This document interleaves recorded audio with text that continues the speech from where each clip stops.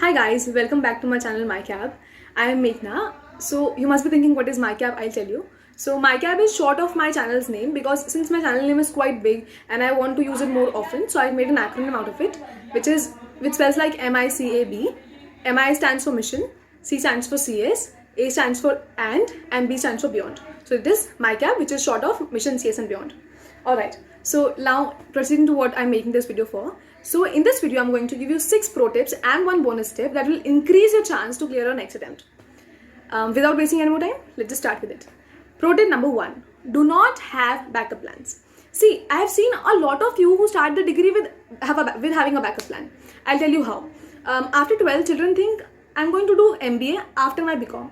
So BCom is for 3 years and then they have to do MBA. So they think in BCom we don't have to study much. So let's just start with CS, and if it goes good, then well and good. If not, then obviously we have to do MBA. And similarly, many of you wanted to do LLB. A lot of you wanted to do B.Ed and just enter into CS because you don't want to waste your time when you are doing your bachelor's. So if you have a backup plan in your mind, trust me, you cannot succeed in this degree. If you want to do this degree, do it wholeheartedly or do not do it. This might be a little hard for you, but try to understand the point. Whenever you have backup plans, you will not be able to give your 100% in this degree. So if you want to do this degree, do not have backup plans. You can have additional plans, okay? You can have plans like after doing CS, I will do LLB, or after doing this degree, I'll do this degree also. If you are into CA, you can do CS also. If I'm with this degree, I can do other degrees for the foreign countries also. That is alright. So please try to understand my point. If you have backup plans, you will not be able to give your 100% despite of all your trials. जब भी दिमाग में एक backup plan रहता है ना कि ये नहीं हो पाया तो ये कर लूंगा, ये नहीं हो पाया तो ऐसा कर लूंगी, तो कभी भी इस डिग्री को आप अपना 100% नहीं दे पाओगे. Alright, and this is not a part-time degree, na? This is a whole-time degree which demands a lot of your attention, a lot of your time, a lot of your resources. So if you want to do it wholeheartedly or do not do it. जरूरी नहीं सब लोग CS ही बन जाएं, सब लोग CA ही बन जाएं. जिसको जो भी बनना है वो बनो, पर अगर ये डिग्री शुरू कर रहे हो तो इसलिए करना कि मुझे यही बनना है, मेरी लाइफ में मैं यही करना चाहता हूँ और मुझे करना है और करके ही खत्म करना है. राइट? देखो, ह्यूमन जो ब्रेन है वो सबसे बेस्ट वर्क करता है when you are under pressure.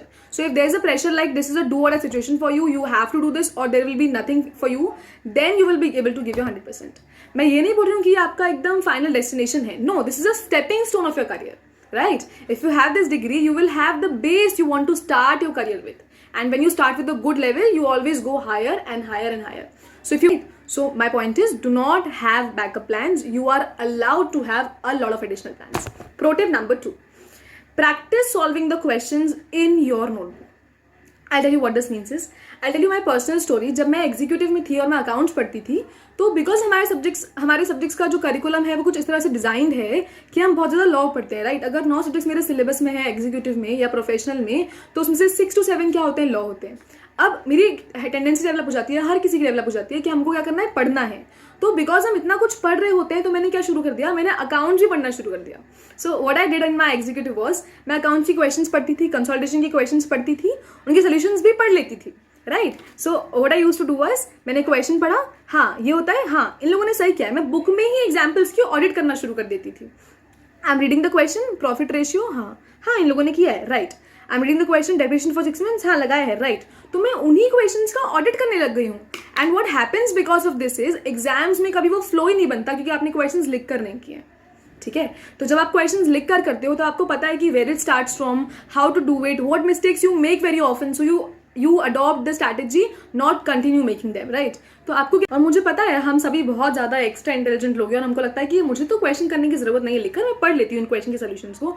But trust me, अगर आप उन क्वेश्चन को लिख कर करोगे तो आप देखोगे आपको एग्जाम में क्वेश्चन कितना ईजी लगेंगे उनको करने में. Right?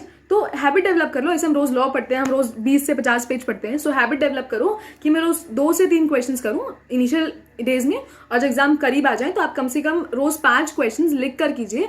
Beat accounts, be it finance, be it taxes, जो भी आपके पास प्रैक्टिकल सर्विस आप पढ़ते हो उनके क्वेश्चंस आप लिख कर करो. इससे आपको एग्जाम में बहुत ज़्यादा फर्क पड़ेगा. और आप क्या करोगे, जब भी आप क्वेश्चन देखोगे आपको सोल्यूशन आ जाएगा. वरना क्या होता है, जो लोग अकाउंट्स में या फाइनेंस में या टैक्स में क्वेश्चन पढ़ रहे होते हैं, वो एग्जाम में क्वेश्चन लिखते हैं, उनको लगता है कि हाँ मुझे ये आता है, ये मैंने पढ़ा है, ये एडजस्टमेंट मुझे आता है, ये मैंने पढ़ा है, इस तरह के क्वेश्चंस मैंने किए हैं. But when you start solving them, you do not get the flow, your hand shiver and you can not solve them properly.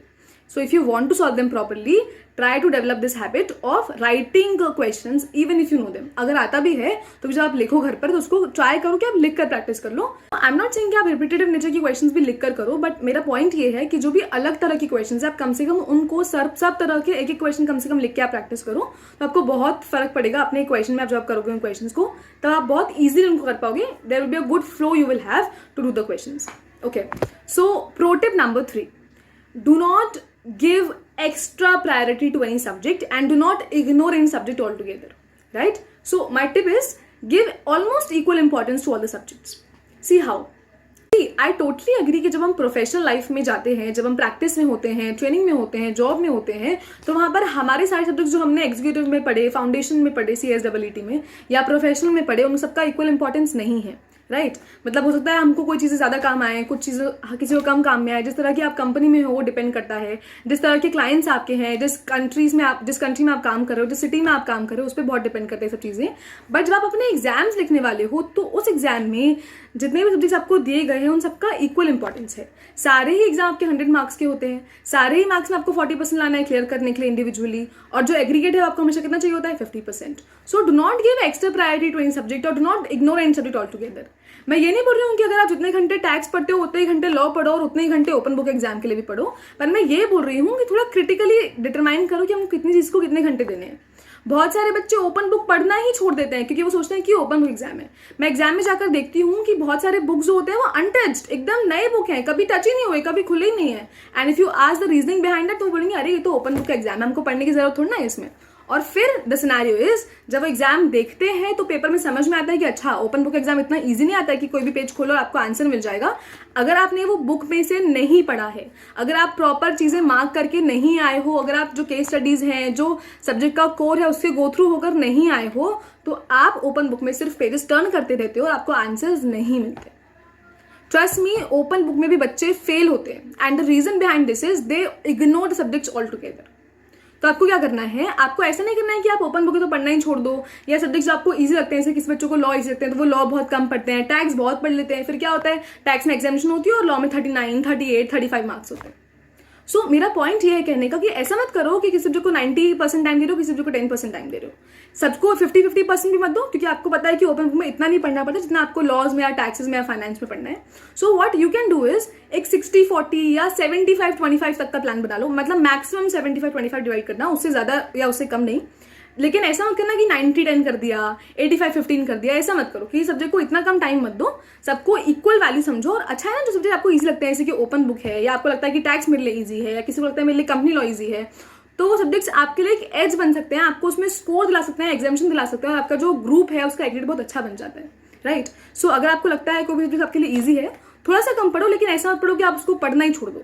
ठीक है ना? So give almost equal importance to all the subjects. Do not ignore any subject altogether, even if it is an open book exam.